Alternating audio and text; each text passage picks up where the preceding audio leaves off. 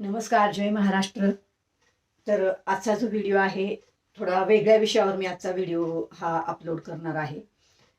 सर्वांनाच माहिती आहे की काल होती 26 फेब्रुवारी आणि 26 फेब्रुवारीला जी बातमी अचानक बाहेर आली आणि सगळीकडंच ती बातमी व्हायरल झाली. ती बातमी अशी होती की स्वारगेट स्थानकावर जी घटना घडलेली आहे त्या मुलीवर जो बलात्कार झालेला आहे, ही बातमी सगळीकडे काल वाऱ्यासारखी पसरली. आणि या विषयावर काय बोलावं हा म्हणजे जेव्हाही अशा घटना घडतात त्यावेळेस काय बोलावं हा प्रश्न सगळ्यात अगोदर माझ्या समोर उभा राहतो. मी कालपासून त्या सर्व न्यूज पाहत आहे. त्या न्यूजच्या माध्यमातून वेगवेगळ्या अपडेट सध्या समोर येत आहेत आणि मला माहिती आहे की तुमच्या समोरही ह्या सर्व अपडेट आलेल्याच असणार आहेत. पुणे पुणे स्वारगेट बस स्थानकावर जी घटना घडली, खूप अतिशय निंदनीय ही घटना आहे. आणि आज हाती आलेल्या माहितीनुसार तर ती जी मुलगी आहे, पीडित मुलगी, मी आता इथं कोणाचेही नावं घेणार नाही आणि मी कुठल्याही विषयावर बोलणार नाही. जे ऑलरेडी व्हिडिओ सगळीकडे अपलोड आहेत किंवा सगळ्या न्यूजमध्ये ह्या बातम्या आलेल्या आहेत की तो व्यक्ती कोण आहे, त्याच्यावर किती गुन्हे दाखल आहेत, ज्या व्यक्तीने त्या मुलीवर बलात्कार केलेला आहे तो व्यक्ती ऑलरेडी एक गुन्हेगार आहे. तर अशा गुन्हेगार व्यक्तीवर कारवाई तर काही झालीच नाही आणि का कारवाई झाली नाही माहित नाही. त्याच्यावर वेगवेगळे कलम आहेत त्या व्यक्तीवर. तो व्यक्ती अजूनही फरार आहे. तो जो आरोपी आहे तो अजूनही फरार आहे. तो अजूनही पोलिसांना सापडत नाही. किती मोठी ही गोष्ट आहे, तुम्ही थोडंसं लक्षात घ्या. आणि काल बऱ्याचशा घटना समोर आलेल्या आहेत, तुम्ही सुद्धा पाहिलेल्या असतीलच की तिथं अशी एक बस नाही तर ज्या काही स्क्रॅबला जाणाऱ्या शिवशाही बस आहेत, ज्या आता म्हणजे खराब आहेत किंवा त्या आता स्क्रॅबला गेल्या पाहिजेत, अशा बस त्या ठिकाणी उभ्या आहेत आणि तिथं काय काय त्या बसमध्ये प्रकार चालत आहेत ते सुद्धा तुम्ही सर्वांनी पाहिलं असेल. बऱ्याच अधिकारी लोकांचं निलंबन सुद्धा ह्याच्यामध्ये झालेलं आहे किंवा त्यांच्यावर चौकशीचे आदेश पण दिलेले आहेत. मी त्या मुद्द्यात हात घालणारच नाहीये, कारण का मला असं वाटतं की घटना घडल्यानंतर त्या घटनेवर बोलणं किंवा मेणबत्त्या पेटवणं, हळहळ व्यक्त करणं किंवा जे काही आपण करतो घटना घडल्यावर, बरोबर, ती कोर्टात फास्ट ट्रॅक कोर्टामध्ये ते केस चालवणं, त्या केसचा रिझल्ट लागणं किंवा त्या गुन्हेगाराला शिक्षा होणं किंवा त्या गुन्हेगारावर कुठलेही कलम लावणं किंवा त्या गुन्हेगाराला फाशीची शिक्षा देणं, सगळ्या घटना ह्या सगळं काही मला मान्य आहे. आणि जेव्हा अशा घटना बाहेर येतात तेव्हा सरकार सुद्धा त्यांच्या पद्धतीने अगदीच कारवाई करतं आणि सरकारचं कामही आहे तसं. पण मी या सर्व मुद्द्यावर आज बोलणारच नाही. माझा जो मुद्दा आहे तो वेगळाच आहे. मी आज ज्या मुद्द्यावर बोलणार आहे ना, मी नेहमी बोलत असते. माझे तुम्ही व्हिडिओ अगोदरही मी शेअर केलेले असतील असे व्हिडिओ आणि फेसबुकला आणि सगळीकडेच मी माझे हे व्हिडिओ शेअर करत असते. मला जो बोलायचा मुद्दा आहे ना आज, म्हणजे हे बघा कसं होतं ना, जेव्हा घटना घडती तेव्हा जेव्हा आपण त्या घटनेवर बोलतो किंवा व्यक्त होतो, वाईटही खूप वाटतं की आपण काहीच नाही करू शकत. माहिती, खूप काही करायचं असतं पण तरी सुद्धा आपण काहीच करू नाही शकत. काहीच नाही करू शकत. कारण का? कायदा आडवा येतो ना. कायद्यामध्ये बसत नाही ना. आपण काही बोलणं, आपण काही कृती करणं, अशा जेव्हा घटना घडतात तेव्हा आपल्याला कायदा लावला जातो. बरोबर बरोबर आज जर मी काय करायचं ठरवलं, रस्त्यावर उतरायचं ठरवलं, काहीही करायचं ठरवलं, तर लगेच मला कायद्याची चौकट आडवी येणार. हे नाही करायचं, ते नाही करायचं, का मला कायदा आडवा येतो. बरोबर बरोबर पण जेव्हा हे कृत्य होतात, जेव्हा असं महिलांबरोबर वेगवेगळ्या पद्धतीने महिलांचं शोषण केलं जातं, तेव्हा त्या व्यक्तीला, त्या गुन्हेगाराला कायदा आडवा येत नाही का? त्याच्यासाठी कुठला कायदा नाहीये का? जेव्हा अशा घटना घडतात तेव्हा ते लोक या कायद्याचा का नाही विचार करत की आपल्याला सुद्धा कायदा आहे, आपल्यावर सुद्धा गुन्हे दाखल होतील, जी काही कारवाई आहे ती आपल्यावर सुद्धा होईल. माझं म्हणणं एवढंच आहे, जेव्हा घटना घडते त्यावेळेस का नाही कायद्याचा विचार केला जात? आणि आता इथून पुढे सुद्धा खूप काही घटना, मी पुण्यातलंच सांगत नाही आता तुम्हाला, मी आज तुम्हाला असं बोलणार आहे की महाराष्ट्रामध्ये तर कुठं महिला सुरक्षित आहेत, देशामध्ये तर कुठं महिला सुरक्षित आहेत. मी असं नाही म्हणणार की आज एखाद्या मुलीवर किंवा एका स्त्रीवर बलात्कार झालेला आहे आणि आज आपण त्याविषयी बोलतोय. मला हे म्हणायचंच नाही. अहो, हे घटना तर सर्रास सगळीकडे चालू आहेत.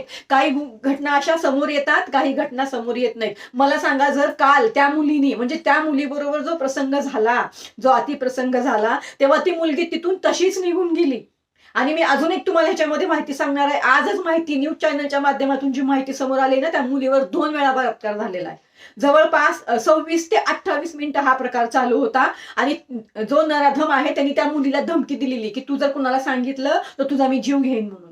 शेवटी आता बघा त्या मुलीची परिस्थिती काय असेल त्यावेळेस तुम्ही समजू शकता किंवा मी एक स्त्री म्हणून समजू शकते, बरोबर. पण त्या मुली बरोबर 2 वेळा जो आहे तो बलात्कार झालेला आहे आणि हे ऑलरेडी ससून रुग्णालयाने पोलिसांना त्याचा अहवाल दिलेला आहे. ही आजच बातमी मला समजली, बरोबर. आता ही एक घटना आहे. आता ह्याच्यामध्ये जे मगाशी ज्या मुद्द्यावर मी बोलत होते, आपण म्हणजे जी बलात्काराची घटना आहे ही समोर आली त्या दिवशी ती मुलगी पण तशीच बसमधून निघून चालली म्हणजे घरी जात होती निघून तशीच ती, की नको सांगायला कुणाला म्हणून. पण जेव्हा तिने तिच्या मित्राला फोन लावला तेव्हा त्यांनी सांगितलं की नाही जा तू पहिले चौकीत जाऊन गुन्हा दाखल कर. आणि जेव्हा त्या मुलीने काल गुन्हा दाखल केला चौकीत त्यानंतर ही घटना समोर आली काल, बरोबर. आणि ती वाऱ्यासारखी व्हायरल झाली. मला सांगायचं काय आहे, महिलांवर बलात्कार तर वारंवार होत आहे. तो काही घटना जेव्हा महिला पुढे येतात ना तेव्हा समोर येतात आणि महिला जेव्हा विचार करतात की नाही जाऊ दे माझ्याच नावाची बदनामी होईल तर अशा घटना समोर सुद्धा येत नाही. पण मी याच्या व्यतिरिक्त दुसरा जो विषय बोलणार आहे ना तो माझा मुद्दा असा आहे, मला तुम्ही सांगा, तुमचं मत अवश्य व्यक्त करा. मला असं वाटतं आपण जर महिलांनी एकत्र आलं ना तर आपण हिच्यामध्ये इतिहास लिहू शकतो. काय इतिहास लिहू शकतो मी तुम्हाला सांगते. मला एकच मुद्दा म्हणायचा आहे, जेव्हा ज्या व्यक्तीबरोबर अशी कुठलीही घाणेरडे कृत्य केले असतील त्या व्यक्तीला महिलांच्या स्वाधीन करा आणि बघा की त्याचा महिला काय करतील. त्या सगळ्या महिलांनी पुढे या आणि त्या व्यक्तीला त्या नराधमाला कुठलीही शिक्षा नका देऊ, कुठल्याही कायद्यामध्ये त्याला बसवू नका. जेव्हा एखाद्या महिलेबरोबर तो व्यक्ती बलात्कार करतो तेव्हा तो कायद्यामध्ये बसून करतो का? नाही करत. तो कायद्याच्या बाहेर जाऊन कायद्याचं उल्लंघन करून तो व्यक्ती त्या व्यक्तीबरोबर गुन्हा करतो, बरोबर. मग आता मला असं वाटतं की त्या व्यक्तीला फाशीची शिक्षा वगैरे काही देऊ नका, महिलांच्या स्वाधीन करा आणि पहा की महिला काय करतात त्या व्यक्तीचं ते. आणि जोपर्यंत अशी कुठली घटना होणार नाही ना तोपर्यंत अशा नराधमांना अजिबात अक्कल येणार नाही. बिनाकली लोक आहेत हे सर्व, ह्यांना समजत नाही. तुम्ही किती पण सरकारने त्यांना शिक्षा द्या, त्यांना फाशी द्या, त्यांचं एन्काउंटर करा, काय फायदा नाही. काय उपयोग आहे एन्काउंटर करून? किती एन्काउंटर झाले ह्याच्या अगोदर पण काय फरक पडला? घटना तर घडतायतच ना. महिलांच्या स्वाधीन करा त्यांना, एकदा रस्त्यावर आणा त्या लोकांना, जे लोक असे गुन्हे करत आहेत त्या लोकांना, आणि मग बघा महिलांची ताकद काय आहे ते. इथं सर्व महिला एकत्र येत नाहीत. मी वारंवार बोलत असते महिलांना पुढे या. असं नाही आज घटना दुसऱ्या बरोबर घडली म्हणून आपल्या बरोबर घडणार नाही. आज इथं ना 2 वर्षाची मुलगी सुरक्षित आहे, ना 5 वर्षाची मुलगी सुरक्षित आहे, ना 21 वर्षाची मुलगी सुरक्षित आहे किंवा 65 वर्षाची महिला सुरक्षित आहे. इथं कुठलीच महिला सुरक्षित नाही. ना मुलगी सुरक्षित आहे ना महिला सुरक्षित आहे. माहित नाही कोणाबरोबर कधी कुठली घटना घडेल कधी. त्यामुळं आता मी अजून एक ह्याच्यामध्ये तुम्हाला सांगणार आहे, महिलांनो कुणावरही अवलंबून राहू नका. स्वतःची सुरक्षा स्वतः स्वीकारा की तुम्ही स्वतःला सुरक्षित ठेवा. कुणावरही विश्वास ठेवू नका, तुमच्या कितीही जवळचा व्यक्ती असला तरी तो. आणि जवळचा व्यक्ती नसला, ओळखीचा नसला तरी सुद्धा शहानिशा केल्याशिवाय असले कुठलेही कृत्य करू नका ज्याच्यामुळे आपल्याला पछतावा होईल एके दिवशी. या घटनेतनं खूप काही शिकण्यासारखं आहे. तुम्हाला ताई जरी कोणी म्हणत असेल ना तर त्याच्यावर सुद्धा विश्वास ठेवू नका. ह्या घटनेतनं ही लक्षात आलेलं आहे. मी अजून ह्याच्या पुढे जाऊन तुम्हाला बोलणार आहे की महिलांचं शोषण कुठं केलं जात नाही हो. इथं बलात्कार झाला म्हणून महिलांचं शोषण केलं, बरोबर, त्याच्यावर गुन्हा दाखल करा कारण ही केस समोर आली म्हणून, त्याला फाशीची शिक्षा द्या ही केस समोर आली म्हणून, बरोबर. पण मी तुम्हाला सांगते अख्ख्या महाराष्ट्रामध्ये अशा घटना आता होत आहेत ना, वेगवेगळ्या प्रकारे महिलांचं शोषण केलं जात आहे, केलं जात आहे. माझ्याकडे कितीतरी अशा केस आहेत. जबरदस्ती एखाद्या व्यक्तीच्या आयुष्यामध्ये यायचं, त्याचं मेंटली हॅरॅसमेंट करायचं, त्या महिलेचं मेंटली नको म्हणत असताना आयुष्यामध्ये यायचं, त्या व्यक्तीचं मेंटली हॅरॅसमेंट करायचं. शारीरिक शोषण ते करतातच. शारीरिक शोषणद्वारे महिलांचं हॅरॅसमेंट केलं जातंय. मानसिक शोषण ते सुद्धा महिलांचं सध्या केलं जात आहे. माझ्याकडे अशा कितीतरी घटना येतात आणि त्याच्यामधून काहीच निष्पन्न होत नाही. कारण का, एक दिवस ती महिलाच हार मानते. तिला माहिती असतं की कायद्याच्या चौकटीमध्ये बसून आपण काहीच करू शकत नाही. मग त्यावेळेस त्या महिलेला असं वाटतं नको विनाकारण त्रास, घेते ना माघार आणि मी बसते शांतच, जे घडलं ते घडलं माझ्या बरोबर, जाऊ दे. पण अशा नराधमांना आपण पुढे असेच कृत्य करायला चान्स देतो हे सुद्धा तुम्ही लक्षात ठेवा.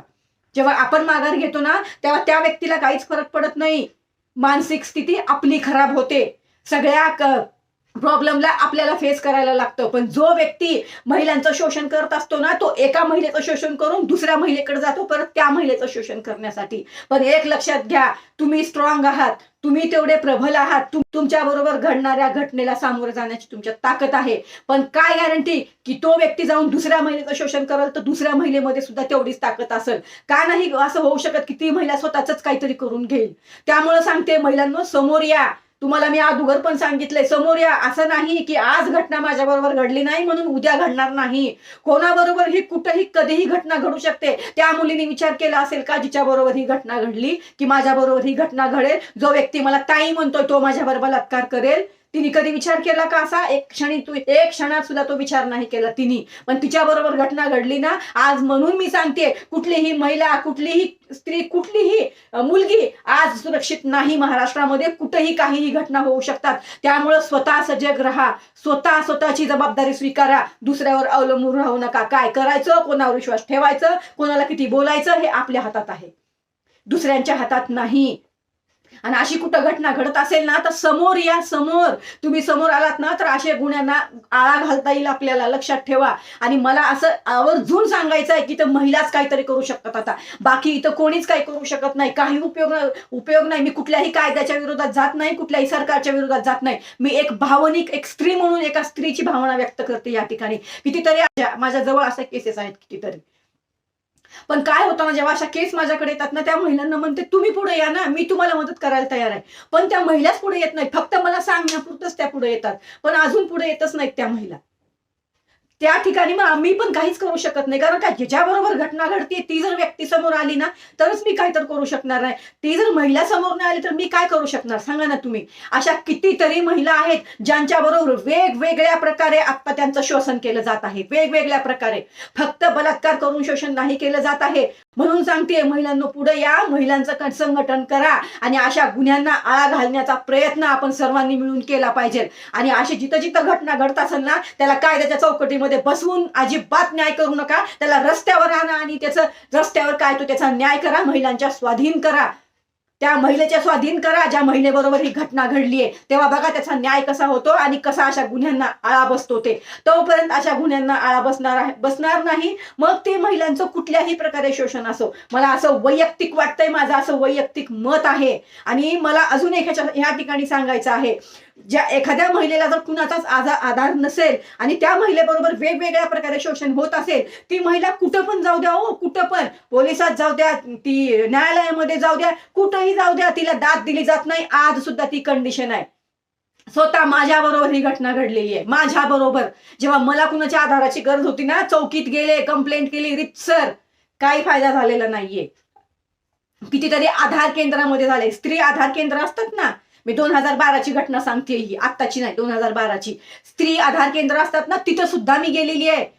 तिथं सुद्धा मला न्याय मिळाला नाही आणि तिथून मी शिकले. आणि म्हणून आज या ठिकाणी बसून मी बोलतेय हे की महिलांना न्याय कुठंच मिळत नाही. एखाद्या महिलेला न्याय मिळत असेल ती महिला खूप स्ट्रॉंग असेल म्हणून, पण सगळ्याच महिला तशा नाहीयेत. सगळ्याच महिलांना न्याय मिळतो असं पण नाही. कारण बऱ्याच ठिकाणी न्याय मिळत नाही महिलांना, दाद दिली जात नाही महिलांना. आज माझ्याकडे ज्या केस येतात ना त्यांना दाद देत नाही, म्हणूनच माझ्याकडे त्या केस येत असतात. पण माझं एकच म्हणणं आहे, जर तुम्ही पुढे आलात तर मी काय करू शकणार आहे. तुम्ही पुढे नाही आलात तर कोणीच काही करू शकत नाही. अशा जिथं कुठं अशा महिला असतील ज्यांच्या बरोबर वेगवेगळ्या पद्धतीने मेंटली त्यांची हॅरासमेंट होत असेल तर पुढे या, मी आहे तुमच्या मदतीला. आणि एकापासूनच सुरुवात होते. जेव्हा तुम्ही पुढे याल तर मी तर आहेच, पण तुम्ही पुढे याल तर अजून महिला येतील पुढे. लक्षात ठेवा. आणि काळजी घ्या स्वतःची. जिथं कुठं जाल स्वतःची सुरक्षितता, स्वतः सुरक्षित राहा. आणि स्वतःला सांगा की माझी सुरक्षितता ही माझी जबाबदारी आहे, वैयक्तिक. कोणावरही अवलंबून राहू नका. आणि ह्या घटनेचा निषेध कराल तेवढं कमीच आहे, पण काही उपयोग नाही निषेध करून, काही उपयोग नाही. जेव्हा तो व्यक्ती सापडणार तेव्हा ते फास्ट स्टेट कोर्टामध्ये ते केस चालेल, कुठं न्यायालयात केस चालेल, तोपर्यंत तशा घटना इकडे 10 घडलेल्या असतील. हे असं मला वाटतं. हे माझं मत मी व्यक्त करते आणि माझं मत मी प्रत्येक वेळेस व्यक्त करते, कारण संविधानानं मला तो अधिकार दिलेला आहे आणि एक स्त्री म्हणून मला तो अधिकार आहे. आणि माझ्या बरोबर सुद्धा अशाच बऱ्याचशा घटना घडलेल्या आहेत, ज्या मुद्द्यावर माझे बरेचसे व्हिडिओ माझ्या स्वतःच्या चॅनलवर सुद्धा अपलोड आहेत. माझे बरेचसे दुसऱ्या चॅनलवर सुद्धा माझे व्हिडिओ अपलोड आहेत. जाऊन पहा ते व्हिडिओ, तुम्हाला समजेल. जेव्हा एखादी महिला अशा भाषेत बोलते ना तेव्हा त्या सगळ्या प्रसंगातनं ती गेलेली असते, त्यावेळेस ती महिला बोलते. आणि आज सुद्धा मी जसं बोलले ना, महिलांचं वेगवेगळ्या पद्धतीने शोषण चालू आहे. नक्कीच मला माहिती आहे तुम्ही माझा व्हिडिओ पाहणार नाही, माझा व्हिडिओ शेअर करणार नाही, पाहून तुम्ही सोडून द्याल, तुम्ही ऍक्शन कोणी घेणार नाही, मला माहिती आहे हे. तरी सुद्धा माझं काम बोलणं आहे आणि मी बोलणारच. कारण मला माहिती आहे जेव्हा एखाद्या महिलेबरोबर अत्याचार किंवा तिचं मेंटली हॅरॅसमेंट होतं ना, तेव्हा तिची परिस्थिती काय असते ना, हे मला माहिती आहे. मी त्याच्यातनं गेलेली आहे स्वतः. नक्कीच तुमचे जे काही मत असेल ना, अवश्य व्यक्त करा. तुमच्याकडे थोड्या जरी भावना अजून जाग्या झालेल्या असतील माझ्या ह्या बोलण्यातनं, किंवा थोडंही तुम्ही संवेदनशील असाल, तर नक्कीच आपल्या व्हिडिओला शेअर करा आणि आपल्या व्हिडिओवरती कमेंट करा. धन्यवाद. जय हिंद, जय महाराष्ट्र. बोलताना एकदा विचार करा की तुम्ही एका स्त्रीच्या बाबतीत बोलणार आहात, एका स्त्रीच्या बाबतीत कमेंट करणार आहात.